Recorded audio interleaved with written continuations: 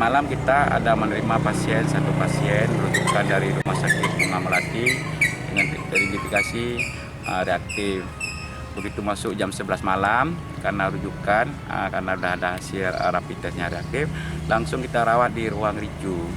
Ruang RICU kita langsung ditangani oleh tim medis kita yang membutuhkan oksigen, ada riwayat penyakit juga DM dan umurnya kira-kira 54 tahun. Ya, seorang PNS. Begitu jam 1 malam membus nafas terakhir, kita kasih tahu keluarga, tim medis kita ada berupaya. Jadi tadi jam 8 kita lakukan protokol kesehatan, kita padu upayakan. Jam 10.30 kita antar ke tempat peristirahatan kampungnya, kita serahkan ke tim gugus Kabupaten Mirin karena dibawa ke Kecamatan Gandapura.